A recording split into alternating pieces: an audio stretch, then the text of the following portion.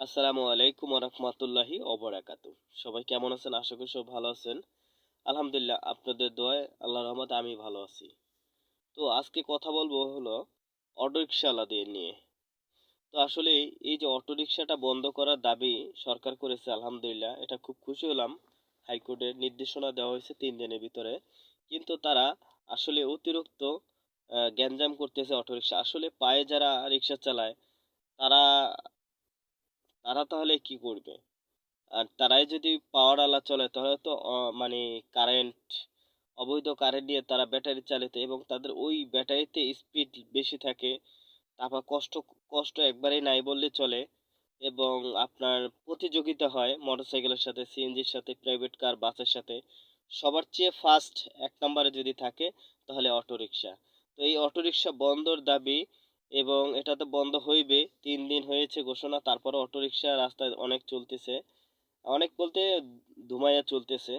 তো এখন এই অটোরিকশা বন্ধ করার যেহেতু নির্দেশনা হয়ে গেছে, এক নম্বরে বেড়িবাঁধ, বছিলা ব্রিজ, বছিলা ব্রিজের ওই পার, ড্যামরা ড্যামরা, তারপর যাত্রাবাড়ি, তারপর আপনার মুগদা স্টেডিয়াম, তারপর আপনার স্টেডিয়ামের ভিতরে যত ব্যাটারি দোকান আছে এবং গাড়ির যত গ্যারেজ আছে, এই গ্যারেজগুলোর মালিকদেরকে ধরে নিয়ে যেতে হবে।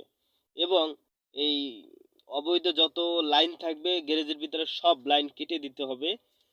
তাহলে যদি একটু নিয়ন্ত্রণে আসে, এবং ব্যাটারি আমদানি বন্ধ করতে হবে, তাহলে হবে। আর কিচ্ছু লাগবে না, রিক্সাওয়ালারা চালাক। রিক্সা নিয়ে কোনো গ্যাঞ্জাম করার দরকার নাই, মারধরও করার দরকার নাই। এতে আরো মানে সরকারের হচ্ছে, অন্তর্কালীন সরকারের একটা ভাবমূর্তি নষ্ট হচ্ছে। ওরা যেভাবে মানে বিরুদ্ধ করতেছে, এতে আসলে মনে করতেছে কি নাকি। তো আসলে যে অবস্থায় যেখানে থাকুক না কোনো, সরকারের মানে সরকারের এবং জনগণের ভোগান্তি, এটা একটা ভোগান্তি করে ওরা। একটা ধর্মঘট রাস্তায় করলে পুরো ঢাকা শহর গ্যাঞ্জাম হয়ে জ্যাম হয়ে থাকে। এইগুলো আসলে আমরা চাই না। আমরা চাই সুন্দর সমাজ চাই, সুন্দর একটা পরিবেশ চাই। আর যারা বলে যে আমরা অটো চালাই খাবো না, ছিনতাই করে খাবো, টুকাই করে ডাকাতি করে খাবো, শালারা তো আগেই ছিনতাইকার ছিল, আগেও ডাকাতি ছিল। তো এখন আবার নতুন করে ছিনতাই করার কি করে? ওরা যে ব্যাটারি চলে, যারা রিক্সা চালার যোগ্যতা, তারা পায়ে রিক্সা চালাই খাইছে না জীবন ভরে মানুষ। এখনো তো খায়, অনেক মানুষ খাচ্ছে। তাহলে তাহলে কেন হঠাৎ করে অটো রিক্সা চালাইয়াই করতে হবে? আর কোনো কাজ নাই বাংলাদেশে?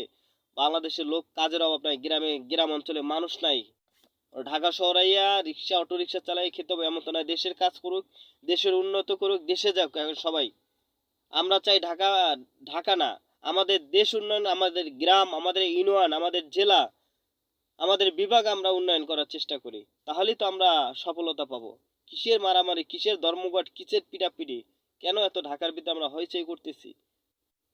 আমরা দেশে চলে যাই, দেশে কাজ করি। দেশে দেশে কাজ করলে প্রতিদিন ভালো টাকা ইনকাম হয়। দেশে একজন বদলা দিলেও 800 টাকা এখন রোজ দেয়, 2 বেলা খাবার দেয়। কাজ নাই বললে চলে? কাজ আছে, কাজ করে না আসলে। কাজ করতে চাইলে কাজ, দেশে বিঘার বিঘার জমি পড়ে রয়েছে। যে মেশিন গুলো আমদানি হচ্ছে, সেই মেশিন বন্ধ করে দিয়ে নিজেরা শরীর দিয়ে কাজ করে। মানুষ আগে শরীর দিয়ে কাজ করছে, তাদের বডি ছিল মাসাল এই আমার চেয়েও বেশি গ্রামের মানুষের। তো এখন যারা এখন বর্তমানে যে অবস্থা, যে অটোরিকশালারা, আর কয়দিন এই আনসার বাহিনী, গ্রাম পুলিশ, এরা ধর্মঘট শুরু করছে। এই ধর্মঘট শেষ হওয়ার পরে দেখ মনে যে প্রতিতলার মেয়েরাও ইয়া ধর্মঘট করতেছে যে আমরাও রাস্তায় ওপেনলি করবো। তো এই হলো অবস্থা এখন। তো এই সব আসলে যে অবস্থা হচ্ছে এখন, এগুলো পরিবর্তন করতে হবে খুব দ্রুতর সাথে। তো সরকারের প্রতি অনুরোধ জানাবো, এবং বাংলাদেশ প্রশাসন, বাংলাদেশ সেনাবাহিনীর কাছে অনুরোধ থাকবে যে আমাদের সুন্দর সমাজ করার জন্য সবাইকে এগিয়ে আসতে হবে, তাদের পাশে থাকতে হবে। এবং বাংলাদেশ সেনাবাহিনীর সবচেয়ে গুরুত্বপূর্ণ, এবং তারা তারা আমাদের তারা না থাকলে আমাদের আসলে এই দেশটা থাকতো না। তারা আছে বলে আমাদের দেশটা আছে এখন। এবং তারা যদি আহ, ঠিক মতন আমাদের পাশে দাঁড়ায়, ঠিক আছে, আমাদের সবসময় আমরা তাদেরকে সহযোগিতা যদি না করি, তাহলে তারাও কিন্তু কাজ করতে পারবে না।